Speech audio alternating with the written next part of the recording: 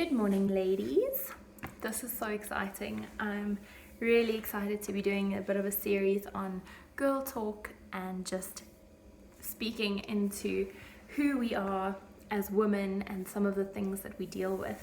This is the series that I'm most nervous talking about because I just feel so inferior, to be honest, speaking about this, being very vulnerable, telling you that I feel like I don't have it right by a long shot, and so it makes me very nervous to need to speak about this.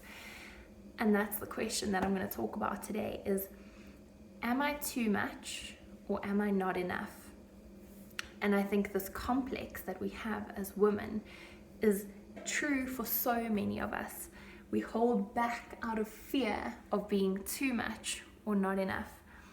Those two questions, I must be honest, come from a book. I'm going to show it to you on the screen, called Captivating.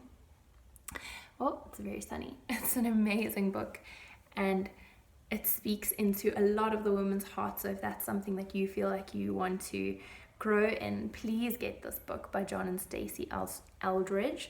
It's amazing. But I just want to unpack those two questions today. So let's talk about, am I too much? Maybe you're a very loud and outspoken person. Maybe you are highly intelligent. Maybe you are physically very strong. Or maybe you are very highly skilled in your field of work, or in your life, in your things that you know, your degrees, whatever it may be. You see, we have this fear as women, and I'm saying we the whole time because, oh my goodness, I have this so much. As much as all of you feel this stuff, I feel it too, and it's hard, and we need to work through it together as women. So we fear the rejection of being too much. We fear the backlash of being too loud, too intelligent, too much of a thing. And maybe you've even been told in your life, tone it down. Maybe keep that aside for now. Maybe don't bring that up. Maybe keep quiet about this.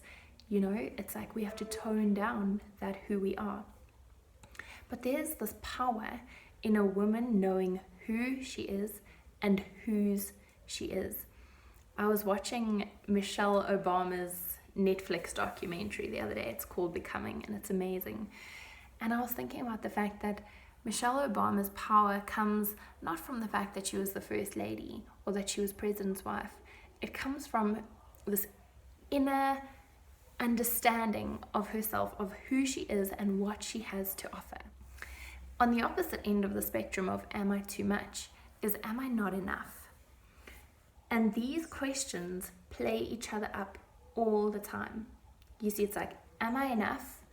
If yes, then, oh, but maybe I'm too much. Or, am I too much? Yes, maybe I should tone it down a little bit to the point where I feel like I'm maybe not enough. And we get caught in this cycle of believing that we're not enough, but we're too much at the same time. And that holds us back. We stop doing what we're called to do out of fear of being too much or not enough. I'd like to share a little bit of my testimony in this. Back in the day, maybe about 10 years ago or so, I used to do modeling, and I felt like this is the calling on my life. This is what I'm meant to do. This is how God is going to use me. And in the process of that time, I heard the words, physically heard them, you're not enough for this. And I've spent the better half of 10 years trying to fight that feeling of being not enough for someone. And so God is good. God uses those things, and he brings me into this point where I can share about it and talk about it on such a social, out there platform. And can I tell you, the first thing that I felt when I was going to do this girl talk series was, maybe that's too much. Isn't that crazy? That my not enoughs and my too muches clash with each other, that almost stopped me from doing this. Because I felt like I'm not enough, but that's too much at the same time. And I believe these lies. You see, these lies are the voice of the accuser. They're the voice of the enemy. They are not of God. The enemy knows your power. He He knows our power as women, that if we really know who we are and whose we are powerful. Not in a way that we're going to go overtake the world or anything crazy, but in our spheres, in our area of influence, we have this power of being amazing women if we believe that we're enough and we're not too much. Another thing that we fear is the fear of man. It's people's opinion of us. Oh, they're going to think I'm too much. Oh, maybe they think I'm not enough. And so we hold back. Listen to those lies so much that we back away from our calling and we back away from who we are called to be. So if I go back to those first questions, maybe you're loud and outspoken. So when it's necessary, you feel like you shouldn't speak up, even though you know it's the right thing to do. Maybe you're highly intelligent, but you don't engage in intellectual conversations out of fear of being too much or overwhelming. Maybe you're physically strong, so maybe you feel like you need to hide behind your clothes or not build too much muscle in case you're too much. Or maybe you're highly skilled at something, but you won't speak up when that's needed because surely someone else can do it better. And I hope that as I speak these words, that some of you are being like, oh my gosh, that's me. I do that. I did that. I held back.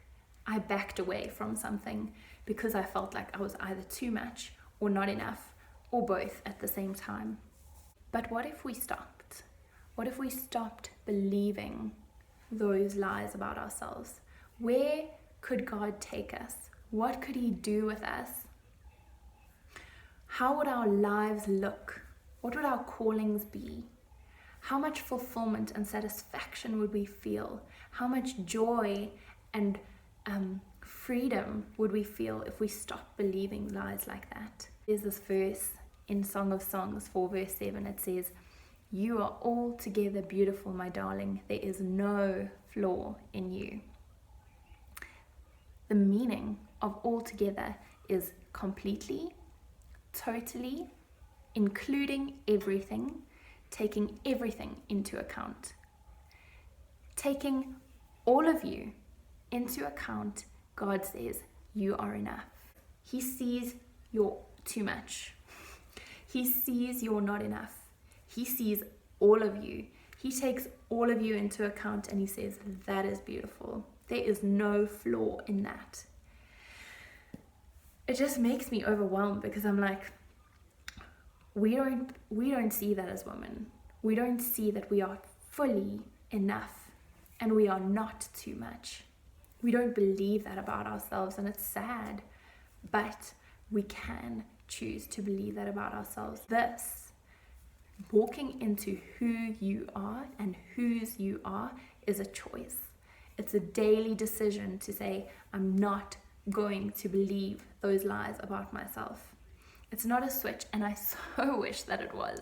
I have so many moments where I'm like, can I just switch on what you believe about me, God? Can I just suddenly understand how you see me? Can I just suddenly see what you see in me? That would be helpful. But it's not like that. It's a journey. It's one choice in front of another. It's one foot in front of another to believe in who God says you are rather than what the world or the accuser says of you. So my hope in this series, and today especially, is that we as women, including myself, including anyone watching this, whether you are 4 years old or 40 years old, whether you have lived 10 years on this earth or 60 years on this earth, I really believe these questions are so pertinent to every woman's heart. And my hope is today that we start on this journey. Start on the journey of believing that you are not too much. You are just enough. And the way that God sees you is altogether beautiful, that there is no flaw in you. I really want to ask that if this encourages you, that you share it with the women that you know. I think of the power that a message like this has if women really start taking it to heart and believing in who they are. And let that shape our lives, let that shape our calling, let that move us into who we are called to be and what we are called to do. Have an amazing week. You are beautiful. You are altogether beautiful, and there is no flaw in you.